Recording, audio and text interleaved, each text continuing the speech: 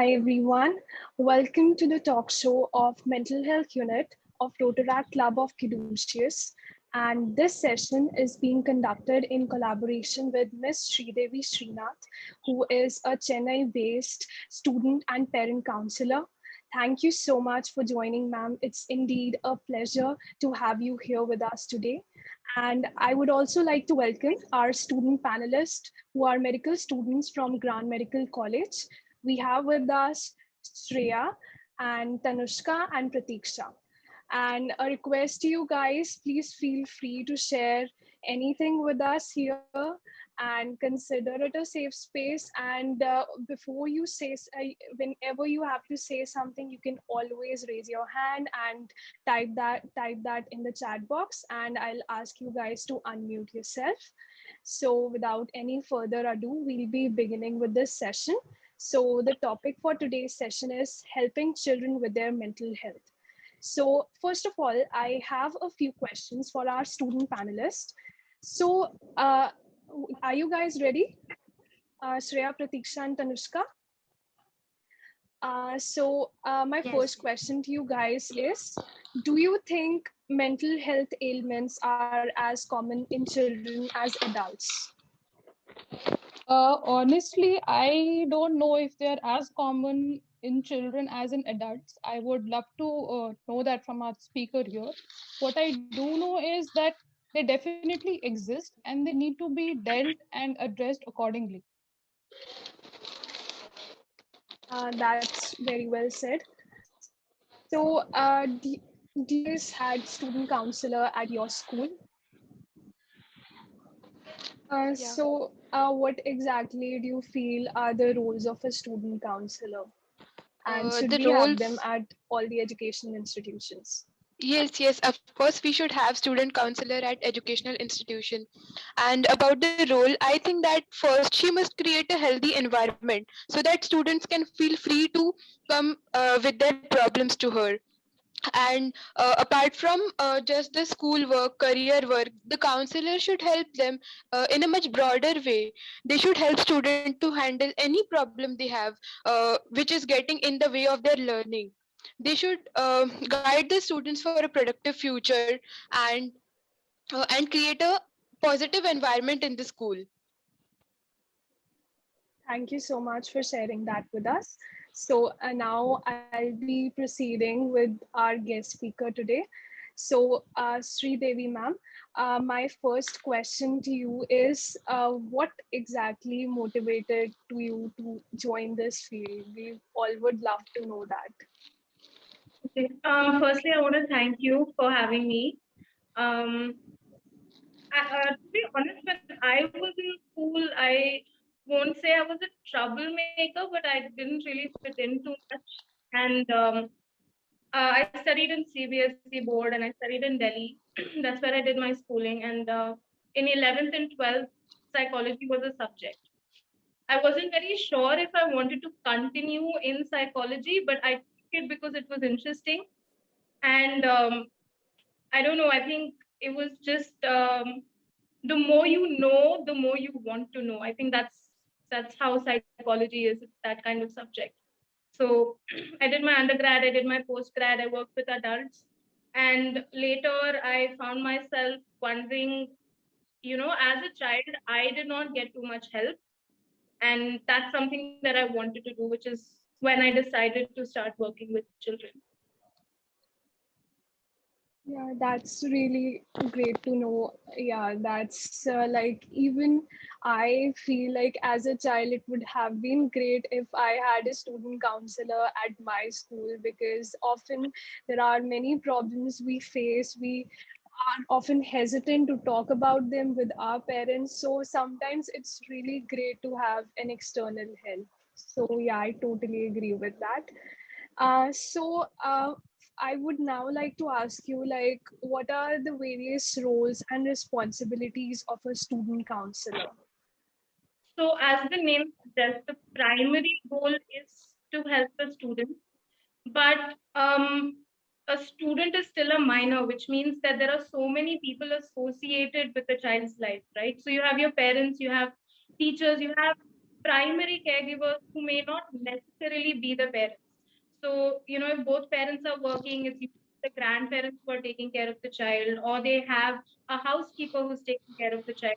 So it's very important to work as a unit, as like a whole, like a village of people helping one child. So it's not just counseling for the child. There's also a lot of sessions that are conducted for the parents to give them enough skills, to give them support to help the child. Sessions are given to the teachers so that they are able to help and identify children who need help. So it's not just about mental health, right? It's not just about stress or bouts of sadness or general like behavioral issues. It's also about academics. So if there is a child who's constantly lagging behind, that's when I take over to see if this is due to certain changes at home or behavioral issues, or if this is something more what the child is learning. So does this child have any sort of learning disability? Is this a special needs child? So it's a overall thing where anyone who's associated with the school basically gets help. Wow, I really feel like it must be quite a challenge to like actually reach a child's heart. What I want to say, like as a child, it's sometimes it's hard for them to develop that trust in someone. If as an adult I am seeking help, I can easily open out. I know I have to share everything I'm suffering from. But a child, I really feel that must be quite a challenge. And yeah, but as a student counselor, like you must have come across like many children having various stress related issues or various mental health ailments. So what according to you are like most common issues children are facing right now? um you have your usual academic stress, you have your usual peer pressure, but now I think the competition has increased quite a bit. um, it's become very competitive in terms of higher education, in terms of getting into a good college, right? Your aggregate, your cutoffs every year is increasing. So I think that way the academic pressure has gotten a lot more than it was even maybe 5 years ago, right? Which means that students are spending more time doing academics. They finish school, they go to tuition, they go to coaching centers, and then they have their regular homework, they have their regular projects. So they barely get any time to pursue any hobby. They don't get the me time, right? So it's just slippery slope from there. It goes from not having time to develop a hobby to not being able to spend time with their peers. That leads to a lot of social anxiety, right? Not being able to socialize much. Then it leads to not being able to have enough physical activity, and that leads to you know weird eating or sleeping patterns. So it's a slippery slope from there. It all starts from there. And again, because of social media, there's such a big surge of body image issues that's happening now. And it may seem like, oh, these things were there back then too. It's not that it wasn't there, it's just that it's more pronounced now than maybe 5-10 years ago. Yeah, that's very true, and that's very well summed up everything. Yeah, I totally agree with this. And our student panelists would add to that, I feel. You guys Yeah. can unmute yourself. Yeah, I would like to add here, as ma'am said, it's so important and about the rules. So also NHS has approved that simple tasks like being there to listen, supporting them through difficulties, and staying involved in their lives have also helped them cope up with their mental health issues or any anxiety problems. Yes, and I really agreed with ma'am when she said that when she talked about the role of social media. I have seen people, my friends and other people, who actually define themselves, based on what inputs they put up on the social media and what outputs they get from that. And it affects their interpersonal relationships. There is social comparison, negative interactions, so many things. And yes, it is playing it is impacting their mental health. I have seen that, and I definitely agree. Go Whatever ahead. ma'am said, that due to the academic and all time giving to studies, I have really experienced in my 11th and 12th. So it felt very connective, whatever ma'am said. Yeah, even I related a lot to that. So yeah, I totally agree with you. And I would also like to add here that 1 in 4 Indian children at the age group of 13 to 16 are suffering from depression as per a WHO report. And I feel like that is quite a huge number. So let's move to our next question. So, ma'am, as a school counselor, like, how do you make sure like children are comfortable talking to you? Right. I think the biggest issue that I face when kids um, feel that whatever they discuss with me is something that I would tell their teachers or their parents. It will become a matter of gossip in the school or in the household. So I do orient my kids. I do tell them, depending on the severity of the issue, uh, 90% of the times what they tell me is something that I keep to myself. Um, I have a cute poster outside my room that states all the rules. So before you walk in, you know what you're walking in to. to and I take soft skills and life skills classes for them so that they can get more familiar with me. They know that I am, I exist. I'm in the school, and that I'm a neutral party. I'm not associated to anybody. I'm just there for them. So I think that kind of helps build up a little trust. Yeah, that is really amazing to know that. And yeah, that, as I said earlier, it must be quite hard to reach a child. Yeah. So yeah, that's really kudos to you for that. So those in the student panel, would you like to say something? Actually relate to that. I had matlab, I did not have a school counselor at school, but obviously there were teachers, and they were not all the teachers with whom I could share my problems with. I could really relate to that. Only the teachers who made sure that who listened to me. And somewhere I felt that there is a space where I can talk. They created that kind of space for me to speak up and deal with the problems, even if they were very minor problems or the major ones, whatever it was. So that building trust is very important. Yeah, that's really true and really well put. Yes. So, ma'am, my next question for you is like, if you come across a child who doesn't really want to share what he's facing, all the issues that he's dealing with, he doesn't want to share that with his parents. So, how do you approach such situations? Okay, like I mentioned, it's confidentiality is very, very important, right? And unlike adults, children, when you break a child's trust, it becomes very difficult to build that trust again. So if a child comes and says, "I don't like this teacher treated me really badly," this is a serious accusation. This is something that I would have to take to the management. Um, and if I do take it to the management without the consent of a child, I have lost that child. I know that at least for the next maybe year or two, this child will not walk into my room. Even if she does, she's not going to be very honest with me. So the way I deal with it is I work with the child enough so that they understand the importance of the adult knowing.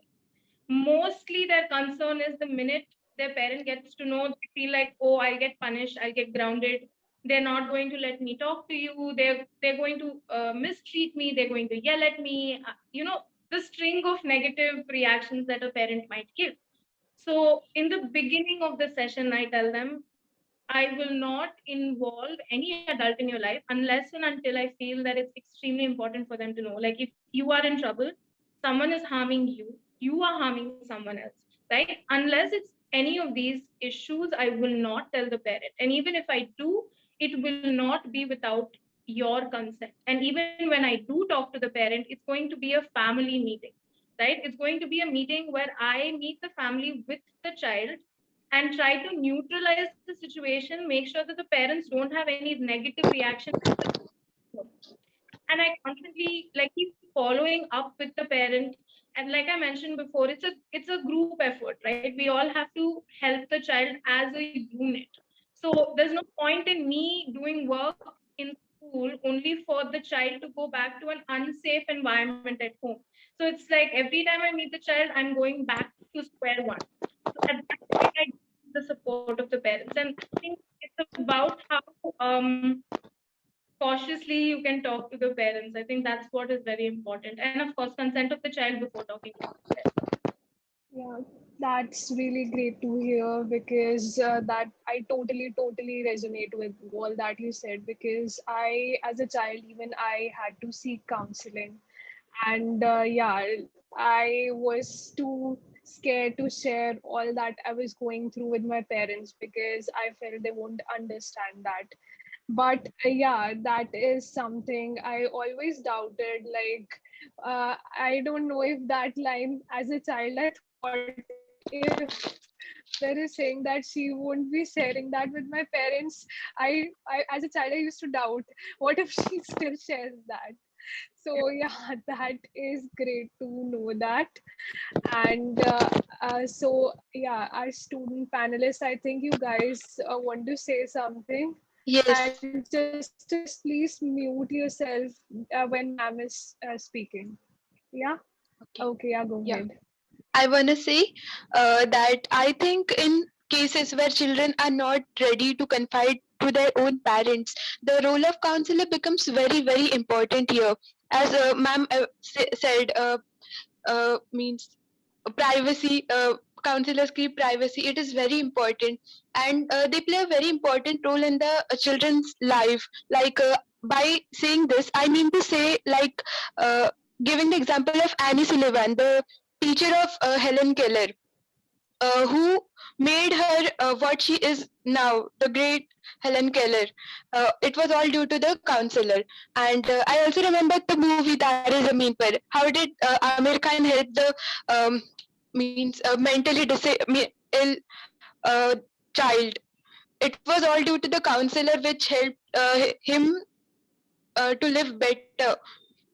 I would Yeah. also like to back about understanding the family and child's bonding. Like they, according to a recent article in PubMed, considering the factors like the child and his her bonding with the family, including the ethnicity, the family socioeconomic status, and uh, their connectivity is all this has helped to like bring more results out of improve very good results out of the counseling. Yeah. Yeah. Like yeah, that was a really great share from both of you. So yeah, thank you so much for sharing that.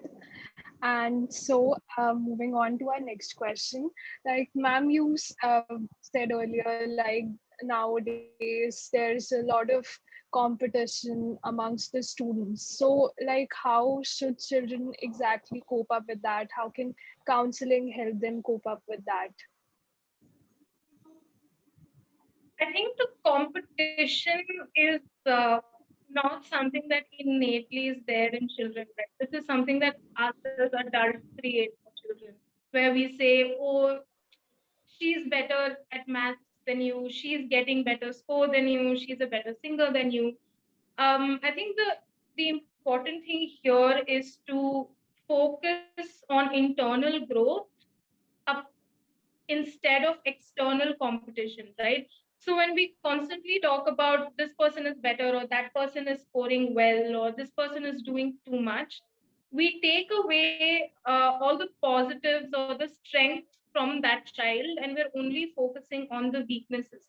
So if activities where you talk about intern like their own strengths and weaknesses will help them give will one help them figure out their own capabilities and their own abilities and their own aptitude, and also make it clear of their goals, right?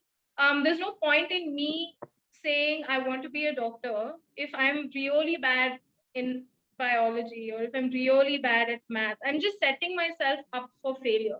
I'm not saying a child should not strive, but when you know your own strengths and weaknesses, it's easier to set goals where you excel in areas that you are good at. So when you constantly talk about their strengths and talk about how they can change their weaknesses to their strength, it gives a more positive atmosphere for the child to grow. And that's when I think the need to compare yourself with others also decreases, because you know that you are good at certain things and you're not good at certain things, and it's okay to not be good at certain things, right? So I think that is the more important conversation that adults should have with children. Yeah, I totally agree with that. And Pratiksha would like to add something. Pratiksha, go ahead. Yes, thank you, Akanksha. I would, I could really relate to what ma'am said. I remember one of my very good friends. She was definitely a very good student, and she used to always come first in the class. But the thing was, which we kind of knew at that time also, that it was her mother who, like she always used to tell her, ki, you have to do this and that and be good at this, and bar, repetitively, if somebody is like working you constantly, that reflects somehow, and your friends come to know that. So that was the thing with her. And one time it so happened that in, I think I got some marks extra. Something was there, I think there was some confusion or something happened, and that instead of her a reaction, we usually you would expect a reaction from the student, like if he is scoring less marks, she should react. But it was her mother who reacted, and it was not in front of me, it was in front of my parents. And when we came home, and my parents were like, we would never do that, and why would it was very uncomfortable for my parents as well. So that really it does happen. And I feel that adults should, like, identify it's not, a child cannot be good at everything, or a single thing which the adult wants to, like she that auntie wanted her to be good at studies and not at other stuff only. She was extremely talented, she was good at poetry, she was good at writing, but she kind of discouraged her from that. She never participated in all those competitions, and she was disheartened. I knew that I could relate to her, but I could not do anything. So yeah, I feel that adults should take care about it. Yeah. Thank you so much for sharing that. And Yeah. also, I would like, yeah, go ahead. Yeah, I want to add about the jealousy. As ma'am referred, I feel like it's very important to build self-esteem. And according to a study from PubMed in 2005, it was given that it is likely that chronically poor self-esteem contributes to the habitual jealousy. And we should then work for the self-esteem to prevent the jealousy competition. Yeah. Thank you so much for adding that perspective. And yeah, that is true. Like, we are competing because we need that sense of approval that, yes, I am good enough. So, yeah, I agree with that, because you have to basically, you are trying to prove to yourself, because you, in your heart, you believe that somewhere I am just not that good, I am not worthy, and you are just striving to prove that to yourself, and that leads to all that competition. So yeah, thank you for that perspective. Okay, so my next question is, like, have you ever come across children who identify as someone from LGBTQ plus community, and how is your experience helping them out? And if you haven't come across someone, we would like to know, like, how does counseling actually help such children, and how does a counselor actually approach such situation? So yeah. I work in a girls' school, so I don't know if it's about like girls in general, but you know, these are things that are taught to us very early on not to talk about too much. I've not had any student come to me or come out to me, but I've had, you know, students come and say, "Oh, I think my friend is bisexual," or "I think my friend may not like boys," and it's quite obvious sometimes that they're talking about themselves, but they don't want to say it. And I completely understand. I'm still a third party. I am a stranger to them, even if they see me every day. To say something or to talk about that is quite uncomfortable. You know, a lot of adults find it uncomfortable. So for children to talk is difficult. But like I said in the beginning, it's very important for a counselor to provide a very judgment-free, you know, a safe space for anyone to come and talk. It's not just children. Even when the teachers come to me or parents come to me, it's very important to make sure that they know at the end of the day you are on their side. So whenever children do talk, I make sure that I give them a positive response. I'm more supportive of what they are talking. And the best way for children to be more comfortable talking about this would be if there is more, you know, sex ed talks in school. Unfortunately, a lot of schools are not comfortable with sex ed talks. Even if there is a session, it's only about, oh, you know, periods. That's about it. Or it creates more fear and taboo than actually giving information about these things, right? It's important for kids to have correct information that makes them feel valid, and you know, makes them you know, doesn't make them feel like what they're feeling is incorrect, or makes them feel like they're different or there was something wrong with them. A lot of sex ed talk never touches upon these things. And even if there is, you know, there's faculty members who attend the session with the students. Now, then, of course, the student is not going to ask questions when there's a teacher there who would talk. Like, even as an adult, if my colleagues were there, I wouldn't talk about these things. You know, you get embarrassed, you think that people might talk about you. So I think that is the only way to sort of make sure that children get good information, correct information, where they feel validated, and it's more informative than scary or like taboo building. Yeah, thank you so much, ma'am, for saying all this, because I totally related to that, because I have actually, like, in my friends, I have like had a friend who was experiencing gender dysphoria. And at that age, even I didn't know like what is that exactly. So now I know like it's really hard for someone, like you are just not comfortable in your body, and when you are going through that puberty as a girl, you are realizing that it's, I don't know what's going on with me. So I feel like we could actually have counselors in educational institutions who could actually help such children. And at the same time, yeah, even many a times the educational instructors, they are not so supportive of the sex education. Totally, yeah, like most of the times, like even on a personal note, I uh, I belong to the queer community because I am an asexual person, and I always, when I found my friends having all those crushes and everything, they just said that you are not normal, you are broken or something.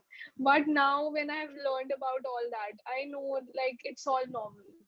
So yeah, as a child, I feel this could be really helpful for them. Sneha, would you like to say something? Yes.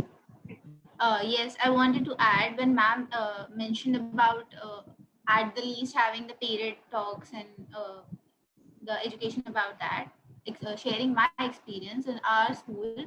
we were a batch of all 250 girls all together called, and they had a PPT and explained us about it for the first time. And we were all, if we have any doubt, even though if we had any doubt amongst the 250 girls, how are we going to ask and like be vocal about whatever issues we have? And sex ed talk and all that was far from thinking. And like when we came to college, it was like there is something really wrong at the school level where they should, these things are to be already known, like uh, even the gender disparities and all this all could be eliminated from the grassroots level. Yeah. Yeah, I think it that's starts really, with safe touch and unsafe touch when you're in, your kindergarten. So it starts with that, and then you move on to talk about menstruation when you're in fourth or fifth grade. I know it seems very early, but nowadays, if you see, girls have been at girls start menstruating a lot faster, a lot younger yeah. than the previous generation, right? So you talk about menstruation at a younger age, maybe when they're in fourth, fifth, or sixth grade, and have it in smaller batches. That's how I do it. I have each section called separately, and it's a 40-minute session with proper breaks where you allow the students to ask you questions, and you also cross question the students to make sure that they understand what's happening. I don't know, I feel like there's so much, it's strange because all women go through it, right? And this is something that parents should be willing to talk to their students about. Talking about sanitary pads or tampons or menstrual cups should be a little more open, right? So I think it starts at a very young age. You talk about safe sex, then you talk about menstruation, and then you talk about sex education, and it becomes a wholesome thing. So by the time they're adults and they move into college, they know how to protect themselves. They have enough information to know who they are and how they want to proceed with other people. Yeah, that was really well said. Like, in fact, even among the boys, like, even they need to know about good touch and bad touch, because, like, child sexual harassment, that can impact anyone. So, like, I would like to add something. Like, I had a friend, and he had like he met with someone in his childhood, and a man tried to harass him, and ever since then he like kept questioning, like, why me. He kept questioning his own sexuality. So I think that is something really traumatizing. And what you said about menstruation, like, I started menstruating when I was 10. So at that age I didn't know what was happening to me. And all my elders, they kept saying that now you are becoming a woman. At the age of 10 you are telling me I'm becoming a woman. So that's something I don't want to hear. And so yeah, Yeah. that's really important. I totally agree with that. So, like, do you think right now counseling is as important for parents as the children? Yeah, 100%. I think a lot of people don't realize that with every generation comes a different sort of set of needs and wants, right? How our parents were raised is not something that we would be okay with. How we were raised is not something that our children would be okay with. Uh, and I think with changing times as adults, we should also change, right? We should, instead of looking at it from the perspective of when I was this age, these are the things that I wanted, and this is what I wanted from my parents. I think we should shift the narrative and look at the child and see what the child needs. So pay attention and just listen to a child. uh, I think as adults, we underestimate children. We underestimate their ability to communicate. We underestimate their ability to comprehend things, right? We always think, oh, that he doesn't know, she won't understand.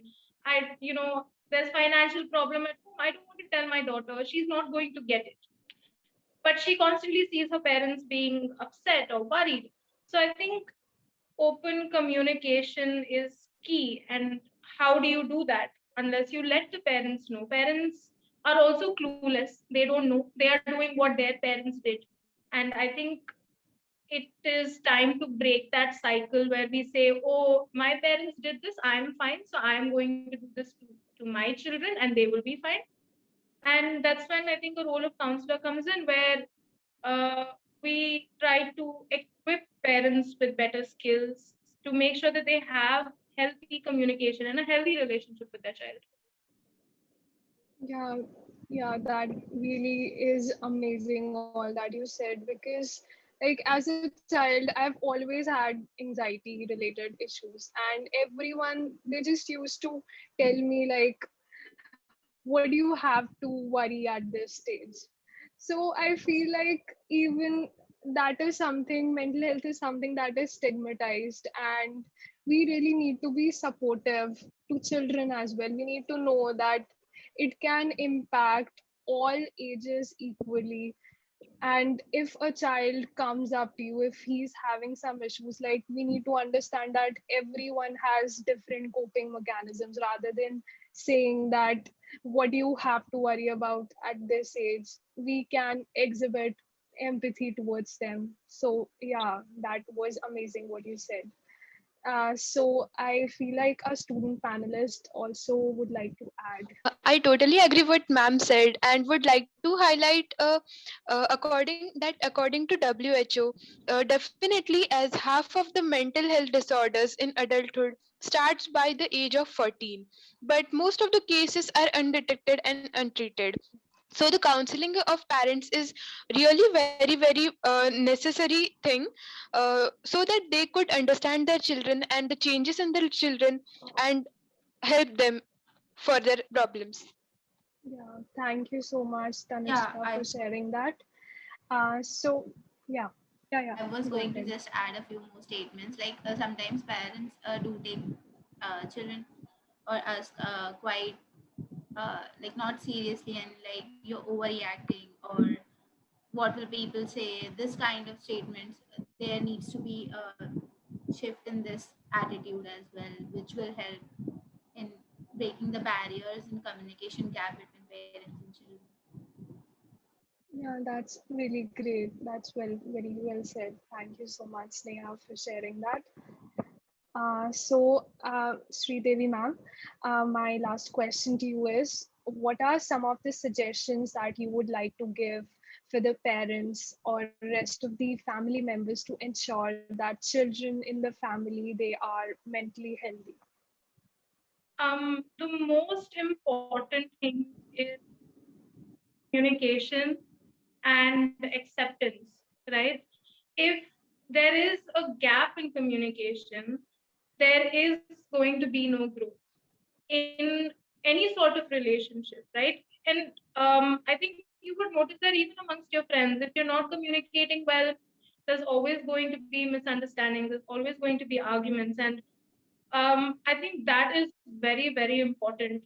Penalizing a child when a child tells the truth, even if it is something as a parent that you view as immoral or wrong, is going to only dishearten the child. The child is going to think, oh, I can't tell my parents the truth, because if I do, they're going to punish me. So that's where lying begins. And the minute lying begins, you know that your relationship with the child changes. And from young age, if you do not encourage a child to tell the truth, you are going to only face problems as the child grows up, especially teenage years. You lost that connection, and it takes years to bring that bond back. It's okay, like I said, I work in a girls school, right? And I have so many students who say, we have male friends who we meet in the tuition or at the playground, but we can't tell our parents, because the minute we say, they'll say, oh, you're talking to a boy, what will society say? So what happens? The child starts to sneakily message the boy, sneakily go meet the boy, lying to the parents and saying, "Oh, I'm going to my girlfriend's house and go meet the boy." It's harmless fun. It's harmless. But the way the parents view that relationship, that very platonic relationship, leads to something else. But the minute a child says, "Oh, you know what? I have a male friend," and if a parent says, "Okay, that's good," Tell me about him. Bring him home. Let me meet the boy. Let me build a relationship with this person who is important to you.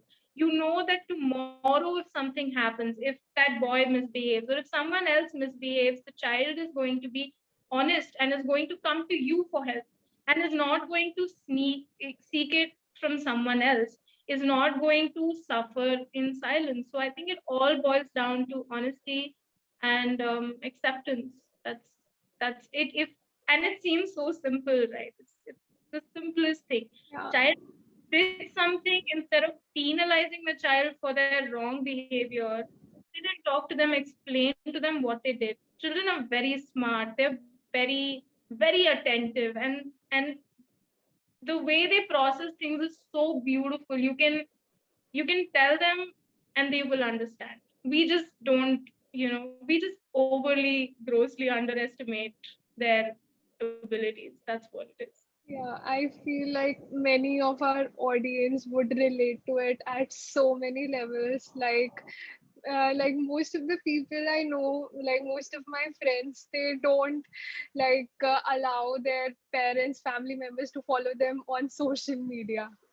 Like Yeah. sometimes you just hide your stories from them and everything because it's not something wrong most of the times, but you just know that somehow they are going to judge me. So yeah, that was really well said, ma'am. And I think our student panelists also want to add to that. Neha, Tanushka, or Pratiksha, would you like to say something? Yes, I would like to say that it's very true that that Akanksha said, hiding stories or maybe not accepting the follow requests on our Instagram pages. It's not that we are guilty about something, but it's just that we don't want any unnecessary trouble. That's the solo thing that is going on in the mind. And I really would appreciate, like, I feel that parents should be open to ideas, and they need to kind of counseling is very really important. They need to handle situations well, so that some small issues can also create a big impact, not just for like now. It could have its impact for a long time, and that should not happen to any child. True. Yeah. And also, like, as you said, counseling and not the judging part, where parents generally say this is wrong, but they do not give a reason behind that, and that's really irritating and like frustrating. Why am I not allowed to do that thing? And I'm not even given like a reason for that. So sometimes like this thing should be, like, counseling is definitely needed. I think the Yeah, problem is, totally. um, one, we run away from difficult conversations, and two, we definitely run away from difficult conversation with children. It's easier for me to talk about my problems, or easier for me to explain to my adult friend about their problems. But how do I break it down for a child? That is, a lot of times that's what parents say. How do I tell my child that this is wrong? How do I tell my child that the society is going to view her badly, or the society is going to view him badly? But what they don't realize is, at the end of the day, for a child, the society doesn't mean anything. The way that parents look at them is what is important. So the minute the parent says, how's the society going to view you, in the mind of the child, what the child is hearing is, oh, this is how my parents view me. My parents view me as a bad person. My parents view me as a person who does mistakes. I'm not good enough for them. And that's where all the problem starts. So if parents are willing to have those difficult conversations with their child, it is difficult, right? But if they are willing to have that, that's where growth. Yeah, that's really true. And I would like to add something like that I have actually faced. Like as a child, I had to go for counseling, and I feel like parents, that's not something normalized in our families that your child needs counseling or something. So whenever I used to go out for that, If some relative asks like where is she, they would say she has gone for classes. Like I am lucky that they knew I needed help and they reached out, because there are like many families who just don't want to reach out. But at the same time, there was a stigma somewhere. So yeah. Sneha, Pratiksha, Tanushka, like, do you have anything to say? Or else we'll just wind it up? On our level as children, how can we initiate conversations and uh, like try to fill that communication gap that we are facing? Okay, so like I said, it is a difficult conversation to have. It at this stage, and I'm saying this out of experience because I did it with my parents at a very late age. There is going to be a lot of there are going to be points where your parents are not going to understand you. It's going to be a frustrating road, but you need to talk to them with all the information that you have. Don't go in unprepared. Whatever that you need to tell them about experiences, about your feelings, go prepared, write it down. I tell all my students to write it down, make a list, let it be 20 pages, it doesn't matter. Write it down. It'll help you, one, to streamline your own thoughts. It'll help you figure out what are the issues that you are having. And two, usually when you talk to your parents, they'll start off, oh, but I've done so much for you. Do you remember this time? Do you remember that time? And then it's the whole conversation derails, right? So when you write it down, it helps you stay on point. It helps them also to navigate through their own experiences and their own emotions. You have to realize that it's not a one conversation thing. These are You'll have to have multiple conversations with them over a period of time. Sit down to have to come up with a plan where you say, okay, I am this, you are that. I'm not okay with the way you are treating me, and you are not okay with the way I am behaving. Can we find a middle ground? Can we meet each other halfway? Can we work towards that? Can we set goals so that we both know that we're making progress? And if you feel that this is not something that you can do by yourself, then family counseling is an option. Again, that is a conversation that you have to have to convince your parents to go for counseling. But give them facts, give them proof. Tell them this day you said this, or this day this happened, and this is how I felt.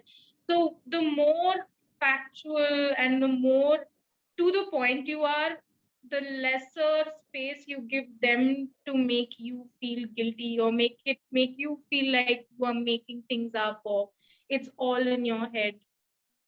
So go prepared, make a list, write a letter. It's the best and the easiest way to start conversation. And also give them time to process it. Don't say, today I spoke to them, tomorrow everything is fine and it's a new day. No, it will take time. Just patience and commitment. That was all so helpful, and I would love to try all that definitely. And yeah, thank you so much, Sneha, for asking that. And so that's it for today. And thank you so much, ma'am, for such an enlightening session. That was really great having you here. And thank you so much, our student panelists, for being so amazing. And so, yeah, we'll be ending this session here. So you can all leave now. I just want to thank you guys before I leave, and thank you for so many inputs. I thought I did not want to make it too technical by talking about studies, but clearly I was a little unprepared. And it's so nice to see, young people taking an interest in this. So thank you so much. It was quite interesting for me to hear all of that as well.